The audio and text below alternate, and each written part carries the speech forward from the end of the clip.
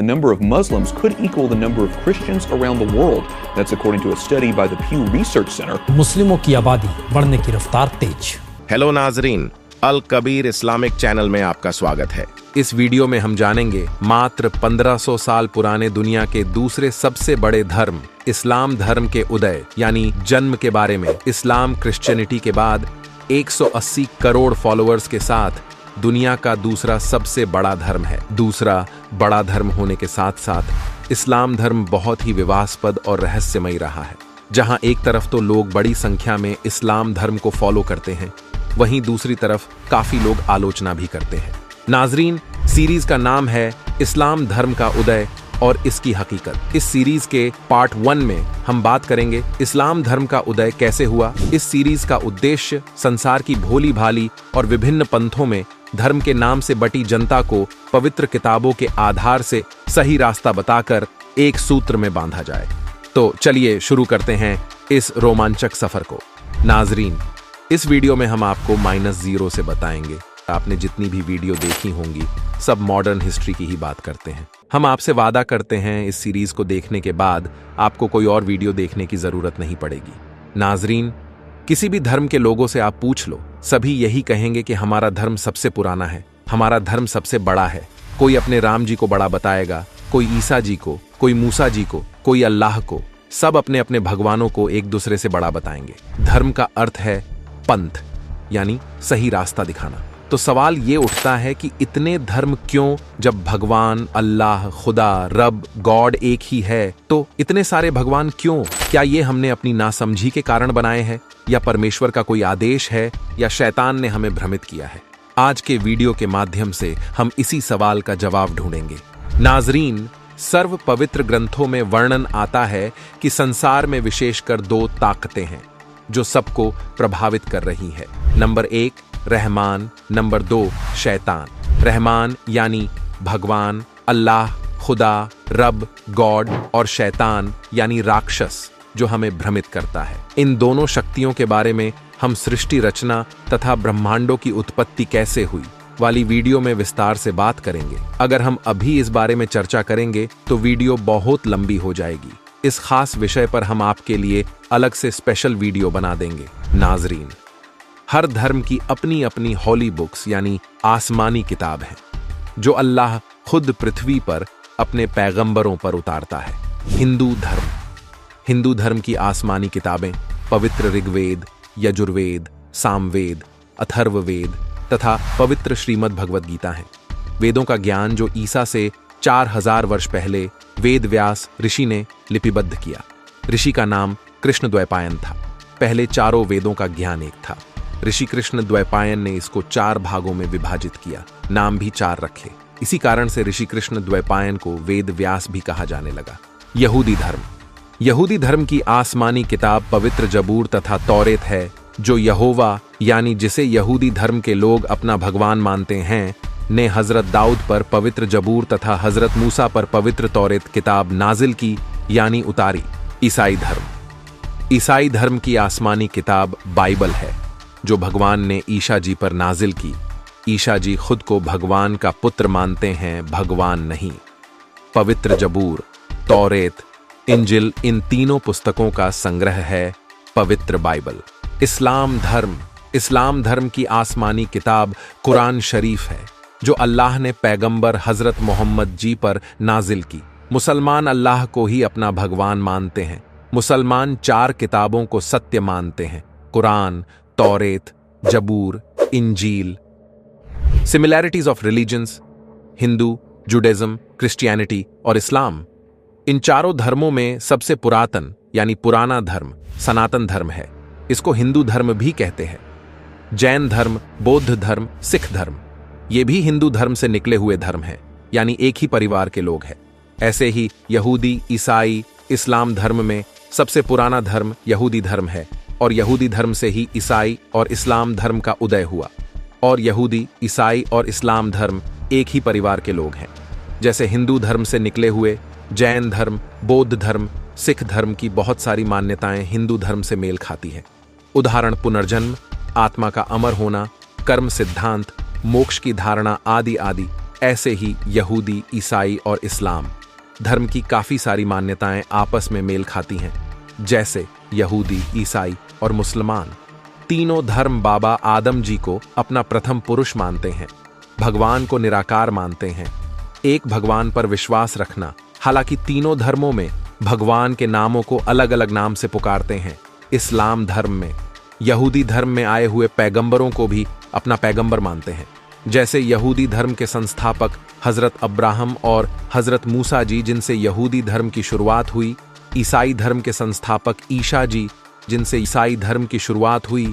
इन पैगंबरों को अपने टॉप 5 यानी ऊंचे पैगंबरों में गिनते हैं आदि आदि।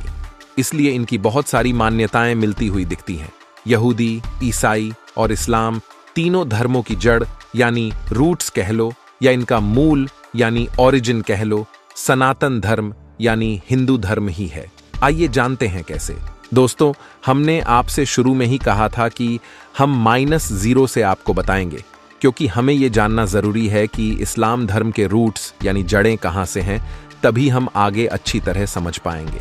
नाजरीन, कुरान शरीफ में लगभग 40% ज्ञान बाइबल वाला है।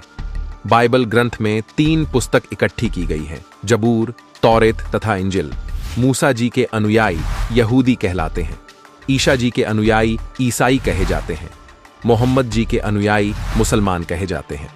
ये सब बाबा आदम को अपना प्रथम पुरुष अर्थात सब आदमियों का पिता मानते हैं।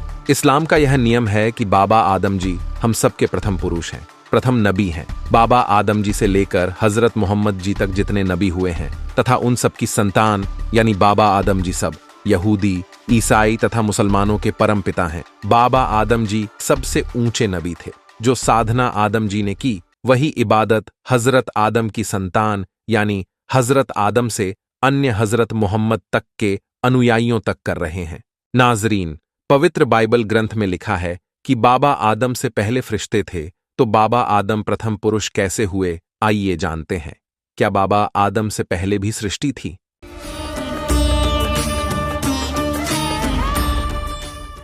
ये देखिएगा, जीवनी हजरत मोहम्मद सल्लल्लाहु अलैहि वसल्लम, मोहम्मद इनायतुल्लाह सुबहानी। ये देखिएगा,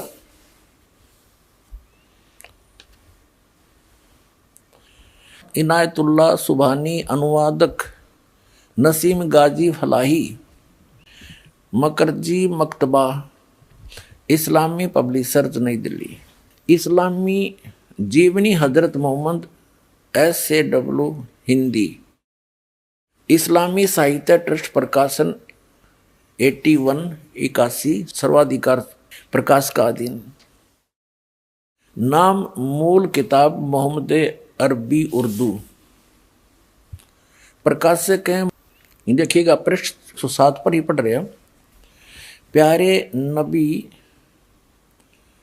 सल्लल्लाहु ने तकरीर करते हुए यह भी बताया कि मुसलमान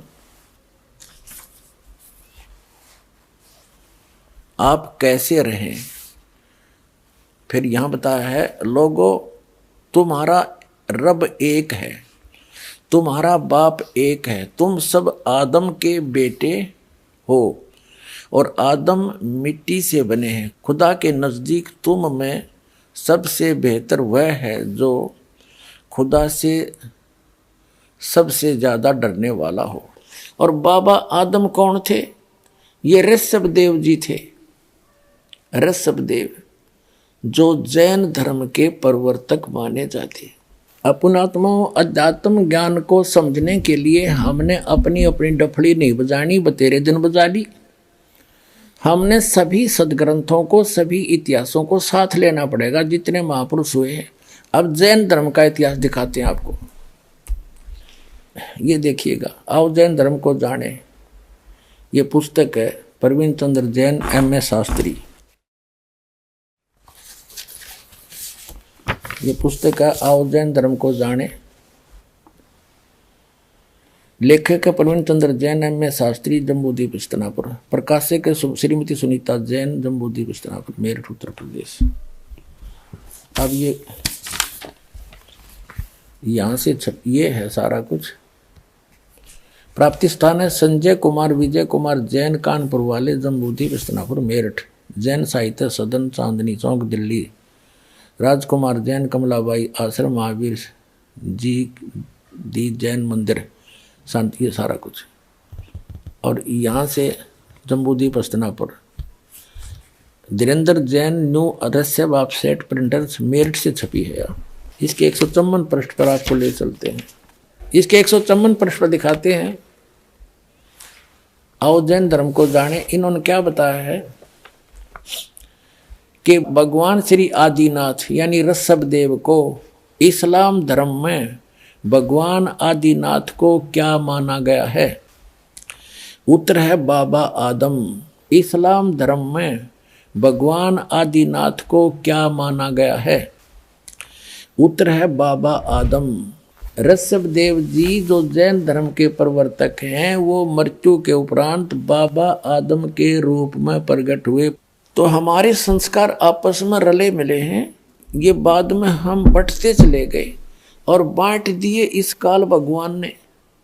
नाजरीन, हजरत मोहम्मद जी का जन्म ईसा मसीह के लगभग 600 वर्ष पश्चात यहूदी समुदाय में हुआ। उस समय आध्यात्मिक अज्ञानता पूरी तरफ फैल चुकी थी। उस समुदाय के सब व्यक्ति मूर्ति पूजक थे। मोहम्मद जी के पिता का नाम अब्दुल्ला था, दादाजी का नाम अब्दुल मुअत्तिल था। श्री हाशिम के पुत्र शौबा थे। श्री शौबा को श्री अब्दुल मुत्तलिब के उर्फ नाम से अधिक जाना जाने लगा। जवान होने पर श्री अब्दुल्ला का विवाह आमिनी देवी से हुआ। जब हजरत मोहम्मद माता आमिनी जी के गर्भ में थे, पिता श्री अब्दुल्ला जी की मृत्यु किसी दूर स्थान पर हो गई। वहीं पर उनकी कब्र बनवा दी। जिस समय बालक मोहम्मद की आयु 6 वर्ष हुई तो माता आमिनी देवी अपने पति की कब्र देखने गई थी।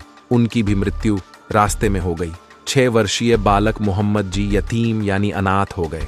हजरत मोहम्मद जी जब 25 वर्ष के हुए तो एक 40 वर्षीय विधवा खदीजा नामक स्त्री से विवाह हुआ। खदीजा पहले 2 बार विधवा हो चुकी थी। दोनों पूर्व पतियों की अच्छी खासी संपत्ति थी जो खदीजा के पास थी। तीसरी बार हजरत मोहम्मद से विवाह हुआ, वह बहुत बड़े धनवान घराने की औरत थी। हजरत मोहम्मद जी को संतान रूप में खदीजा जी से 3 पुत्र तथा 4 पुत्री प्राप्त हुई, परंतु ये मुबारक घड़ी ज्यादा समय नहीं रही। आंखों के तारे तीनों पुत्र कासिम, तैयब, ताहिर हजरत मोहम्मद जी की आंखों के सामने मृत्यु को प्राप्त हुए। केवल 4 लड़कियां जैनब, रुकैया, उम्मे कुसूम और फातिमा शेष रहीं। नाजरीन, एक समय प्रभु प्राप्ति की तड़फ में हजरत मोहम्मद जी नगर से बाहर एक गुफा में साधना कर रहे थे। एक जिब्राइल नामक फरिश्ते ने हजरत मोहम्मद जी का गला घोंट घोंट कर बलात कुरान शरीफ का ज्ञान समझाया। हजरत मोहम्मद जी को डरा धमकाकर अव्यक्त माना जाने वाले प्रभु का ज्ञान दिया गया। उस जिब्राइल देवता के डर से हजरत मोहम्मद जी ने वह ज्ञान याद किया। इस प्रकार मोहम्मद साहिब जी को फरिश्ते ने कुरान मजीद का ज्ञान दिया। हजरत मोहम्मद जी ने अपनी पत्नी खदीजा जी को बताया कि मैं जब गुफा में बैठा था तो एक फरिश्ता आया। उसके हाथ में एक रेशम का रूमाल था, उस पर कुछ लिखा था। फरिश्ते ने मेरा गला घोंट कर कहा, इसे पढ़ो। मुझे ऐसा लगा जैसे मेरे प्राण निकलने वाले हैं। पूरे शरीर को दबाकर जबरदस्ती मुझे पढ़ाना चाहा। ऐसा 2 बार किया। तीसरी बार फिर कहा, पढ़ो। मैं अशिक्षित होने के कारण नहीं पढ़ पाया। अब की बार मुझे लगा कि यह और ज्यादा पीड़ा देगा। मैंने कहा, क्या पढ़ूं? तब उसने मुझे कुरान की एक आयत पढ़ाई। फरिश्ते जिब्राइल ने नबी मोहम्मद जी का सीना चाक किया, उसमें शक्ति उड़ेल दी और फिर सील दिया तथा एक खच्चर जैसे जानवर बुराक पर बैठाकर ऊपर ले गया। वहां नबियों की जमात आई। उनमें हजरत मूसा जी, ईसा जी और इब्राहिम जी आदि भी थे, जिनको हजरत मोहम्मद जी ने नमाज पढ़ाई। वहां हजरत आदम जी भी थे, जो कभी हंस रहे थे और कभी रो रहे थे। फरिश्ते जिब्राइल ने हजरत मोहम्मद जी को बताया, यह बाबा आदम जी हैं। रोने तथा हंसने का कारण था कि दाईं ओर स्वर्ग में नेक संतान थी जो सुखी थी, जिसे देखकर बाबा आदम हंस रहे थे, तथा बाईं ओर निकम्मी संतान नरक में कष्ट भोग रही थी, जिसे देखकर रो रहे थे। फिर 7वें आसमान पर गए। पर्दे के पीछे से आवाज आई कि प्रतिदिन 50 नमाज किया करे। नबी मूसा के कहने पर 50 नमाजों से कम करवाकर केवल 5 नमाज ही अल्लाह से प्राप्त करके नबी मोहम्मद वापस आ गए। हजरत मोहम्मद जी द्वारा मुसलमानों को कहा कि खून खराबा मत करना, ब्याज तक भी नहीं लेना, तथा 63 वर्ष की आयु में सख्त बीमार होकर तड़पते तड़पते भी नमाज की तथा घर पर आकर असहनीय दर्द में सारी रात तड़फ कर प्राण त्याग दिए। बाद में उत्तराधिकारी का झगड़ा पड़ा, फिर हजरत अबू बकर को खलीफा चुना गया। नाजरीन, इस सीरीज का उद्देश्य लोगों को पवित्र किताबों के आधार से सच्चाई से रूबरू करवाना है, किसी की भावनाओं को ठेस पहुंचाना नहीं। नाजरीन, इस्लाम धर्म का उदय और हकीकत की इस सीरीज के पार्ट 2 में हम जानेंगे इस्लाम धर्म में 5 स्तंभों में से एक मक्का, मदीना और पवित्र स्थल काबा के बारे में, और हम यह भी जानेंगे कि क्या मक्का महादेव का मंदिर है या सिर्फ लोगों का भ्रम। आप सभी को धन्यवाद दोस्तों, समय निकालकर हमारे वीडियो को देखने के लिए। हम जल्द ही एक और नई वीडियो को लेकर वापस आएंगे। इस चैनल पर हम इस्लामिक ज्ञान, धार्मिक तर्जुमानी, कुरान के तफसीर, हदीस और अन्य इस्लामिक विषयों पर वीडियोस शेयर करते हैं। हम इस्लाम के मूल्यों और नए रास्ते के बारे में चर्चा करते हैं और आपके जीवन को एक सकारात्मक रूप में प्रभावित करने के लिए प्रेरित करते हैं। यदि आपने हमारे चैनल को अभी तक सब्सक्राइब नहीं किया है तो कृपया सब्सक्राइब बटन पर क्लिक करें और वीडियोस को लाइक, कमेंट और शेयर करना ना भूलें। आप हमें अन्य सोशल मीडिया पर भी फॉलो कर सकते हैं। मुसलमान धर्म से संबंधित अधिक जानकारी के लिए पढ़ें बाखबर संत रामपाल जी महाराज द्वारा लिखित पुस्तक मुसलमान नहीं समझे ज्ञान कुरान। पुस्तक को अभी प्राप्त करने के लिए नीचे दिए गए नंबरों पर संपर्क करें।